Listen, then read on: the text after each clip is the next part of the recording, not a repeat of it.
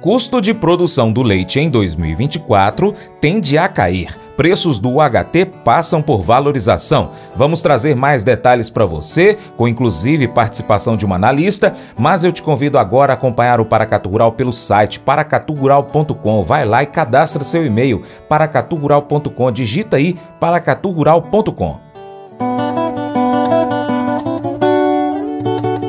Notícias do leite. As vendas de leite UHT voltaram a apresentar variações positivas em algumas regiões. Porém, as empresas relataram que a demanda e o volume de vendas ainda estão aquém do esperado.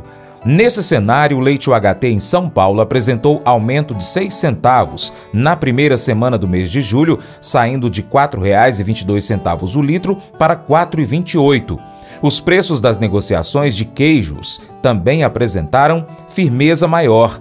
Como é típico em momentos de transição de preços, houve variações distintas entre as marcas. As empresas consultadas relataram que ainda enfrentam dificuldades para formar vendas com volumes mais expressivos. Na média paulista, a mussarela se apresentou estável nos preços no atacado, mantendo o valor em R$ 31 o quilo na primeira semana do mês de julho. Em relação aos custos de produção, as cotações do milho no mercado físico brasileiro se mantiveram sem muitas oscilações, com os preços pressionados pelo avanço da colheita e aumento da oferta interna. A soja, durante a primeira semana de julho, teve preços apresentando viés de alta no mercado físico, acompanhando valorização que foi observada nos preços internacionais. No entanto, as cotações da oleaginosa já apresentam reajustes negativos diante de expectativas positivas para a cultura no curto prazo. Após passar pelo período mais crítico da entre-safra, a produção interna do leite volta a se recuperar. Além disso, a manutenção das importações em níveis elevados colabora para um mercado mais abastecido. Com preços mais altos nas gôndolas dos supermercados, o giro da venda perdeu ritmo e a demanda se mostrou um pouco mais retraída nas últimas semanas, conforme as informações do portal Milk Point. Agora a gente volta a falar dos custos de produção. O tema ainda traz preocupação para os pecuaristas de leite. Após um primeiro semestre bastante positivo em 2023, a partir de agosto do ano passado, os preços da soja e do milho se mantiveram atrativos, porém as cotações lácteas despencaram. Esse ano vai se desenhando um cenário de recuperação nesses custos diante da recuperação do preço do leite. É o que projeta Marcelo de Carvalho, CEO e fundador da Milk Point Ventures, em entrevista à coordenadora do Núcleo de Inteligência da CNA, Natália Fernandes. Nós vamos agora acompanhar mais uma parte desse bate-papo. Então, a gente veio daquele momento pós-pandemia, com elevação de custo significativa, e agora soja e milho caindo, né? Desde 2023, recuando ainda. Então, eu queria, tanto a questão de importação que houve e de oferta, né, aumento da captação, isso influenciou no movimento de preço de 2024 e também como que você tem visto o resultado para o produtor, considerando que também tem tido um recuo, né, um recuo dos preços de insumos, mas não sei se no mesmo nível do recuo de preços do leite ou se o leite está caindo um pouco mais, enfim, como que fica essa questão dos fundamentos que tem pautado o movimento de preços e de custos este ano? 2024 ele está com um comportamento inverso de 2023, né? O que aconteceu em 2023? A gente teve um primeiro semestre bastante bom, preços bastante interessantes para o leite, com custos em queda, né? Uma margem bem atrativa. E depois a gente teve um segundo semestre ruim, né? Preços caíram muito, né? Os custos até que ficaram controlados, mas os preços caíram muito. O segundo semestre foi um semestre ruim de rentabilidade para o setor de forma geral, né? O que está acontecendo nesse ano? O primeiro semestre ele está pior do que 2023, embora em recuperação, e a tendência é que a gente tenha um segundo semestre melhor, tá? Por quê? Pelo motivo que você falou dos custos de milho e soja, né, principalmente soja, tem uma perspectiva, né, de custos mais baixos aí, em relação ao ano passado, né, então isso ajuda muito, e preços em algum grau melhores do que o segundo semestre de 2023, né? A nossa estimativa é que a receita menos custo de alimentação no agregado do ano, fique 5% melhor do que foi em 2023. Claro que isso você está trabalhando com projeções de preço, de custo, etc. Mas a tendência é essa, né? E o interessante é que ela foi 10% pior no primeiro semestre, né? E deve ser 22% melhor no segundo semestre, tá? Então, é um ano que ele vai oferecer, tende a oferecer uma possibilidade de melhor rentabilidade para o produtor, se a gente considerar o segundo semestre que vem por aí. Quer dizer, o ponto aí é assim, o pior já passou. Sim. Agora, não dá para comemorar demais, porque a gente tem essa questão das importações, né, de um lado. Você entra agora num momento em que a produção da Argentina e do Uruguai tende a crescer, tá? Então a gente nunca pode ficar muito, né, vamos dizer assim, taxativo num cenário específico. E aí tem uma questão interna também. A gente está com desemprego em níveis bons, né, atividade econômica está interessante, consumo de derivados está interessante também, mas os preços no varejo começaram a subir e isso também tem um efeito. E existe toda uma incerteza econômica, política, etc., que acaba também podendo repercutir, né?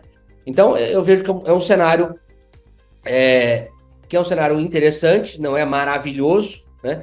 Mas toda vez que você tem um cenário maravilhoso, depois você tende a ter um cenário mais desastroso, né? Porque o cenário maravilhoso, ele implica em um estímulo grande de oferta, preços altos ao consumidor, etc, etc. E a gente acaba, então, tendo outro lado da moeda, a não ser que os preços internacionais subissem muito, né? E a gente ficasse, de certa forma, imune às importações e até querendo exportar, mas não é o cenário que está se delineando aí para os próximos 6 meses, 7 meses, não é isso que se está avaliando, embora 2025 a gente possa ter um cenário um pouco diferente de mercado internacional. Você falou do cenário maravilhoso, muito bom seria se a gente sempre olhasse, no caso, para a margem do produtor, né? A indústria quer olhar dela, mas do nosso aqui da CNA para a margem do produtor, mas é comum do mercado agro ver o cenário maravilhoso relacionado a um aumento de oferta. Sem dúvida, sem dúvida. E Marcelo, a gente não falou sobre consumo, mas depois a gente entra nesse assunto também, que você pincelou um pouco, a gente acaba focando muito em oferta, produção nacional, no caso do leite e importação, e esquece de falar que se tem um mercado um pouco mais aquecido na demanda, isso também é favorável, né? Independente desse cenário de oferta, é favorável para o setor e aí pode ter uma melhora nos níveis de preços, depois a gente entra nisso, mas já entramos na questão de tendência. Você falando aí dos próximos 6, 7 meses, um resultado um pouco melhor, podendo ficar um pouco mais animado comparado a 2023. Porém, ainda algumas incertezas. Você citou importação e a gente tem a questão climática também, né? A gente já estava num fim de El Niño. Tivemos esse desastre no Rio Grande do Sul, que nem estava muito previsto, também não sinalizando como se fosse um efeito de El Niño, então tem surpresas nesse sentido, que para o caso de leite influencia muito na questão da oferta de alimentação, né? E também em alguns casos da própria produção. E a gente tem uma previsão de chegada de laninha ainda em 2024. Uma previsão, uma probabilidade acima de 70%, de que ela chegue já, afete o Brasil, chegue já no início do segundo semestre. E aí eu queria ouvir um pouco a sua avaliação em relação a possíveis impactos que devem ser menores, provavelmente, na produção mesmo de leite, mas também nessa questão de oferta, já que o El Niño, o Laninha traz essa seca para a região sul, então a gente pode sim ainda ver um comprometimento da produção de grãos. Então eu queria ver a sua avaliação, o que vocês têm observado e mapeado em relação a um possível impacto climático na produção de leite. Os nossos modelos, quando você pega a produção nacional de leite, né, não tem correlação entre Laninha e El Niño com produção de leite brasileira, porque os efeitos são muito mais regionais, né? E assim como você falou, olha, seca no sul é uma questão, é um problema, né? Então pode ter esse impacto realmente, e o sul sai da chuva para a seca, né? A vida não está fácil. Por outro lado, você tende a ter mais água no Nordeste, né? E se a gente analisar o que vem acontecendo na região Nordeste, em 2012, o Nordeste representou 10,8% do leite brasileiro. O ano, em 2022, foi 16,5%, né?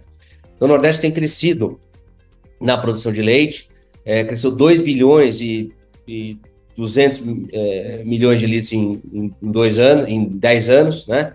Foi praticamente o crescimento brasileiro nesse período. Então, você tem efeitos, né? Às vezes os grãos do Centro-Oeste são favorecidos. Então, no geral, né? Você tem uma compensação de uma região com outra, mas, claro, para o sul do país é um problema, é uma questão, e a gente não sabe exatamente como isso vai impactar justamente após um período muito catastrófico, né? Cuja recuperação vai ser bastante lenta e incerta.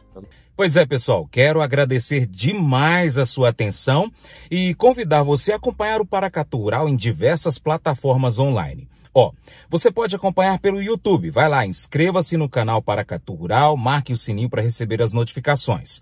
Pode também acessar o site paracaturural.com e cadastrar o seu e-mail. Nós também estamos em plataformas de áudio, Spotify, Deezer, TuneIn, iTunes, SoundCloud, Google Podcast, na Alexa. Pesquisa na sua favorita por Paracatu Rural. Você ainda encontra a gente no Instagram, no Facebook, no Telegram, também no Twitter, X e ainda no canal do WhatsApp. Você já viu? Vai lá então, canal do WhatsApp, ali perto do status. Aí é só pesquisar Paracatu Rural.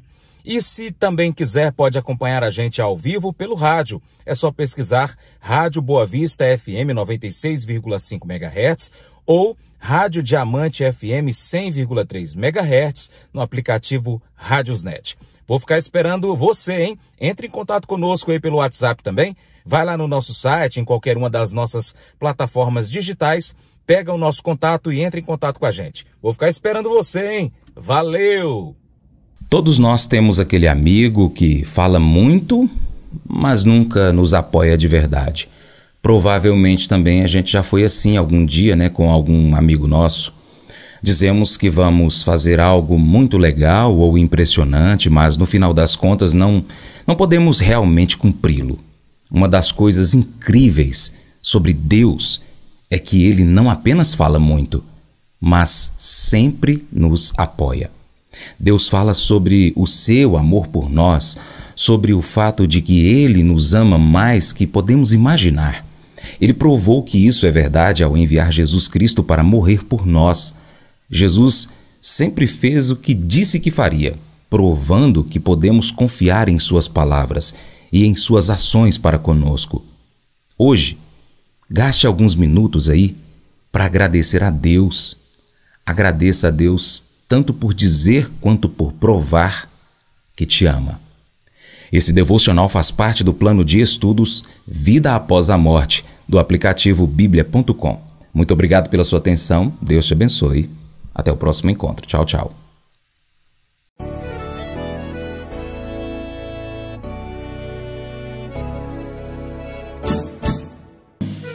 Acordo de manhã para prosear no mundo do campo, as notícias escutar. Vem com a gente em toda a região com o seu programa Paracatu Rural. Tem notícias, informação e o mais importante, sua participação. Programa Paracatu Rural. Programa Paracatu Rural.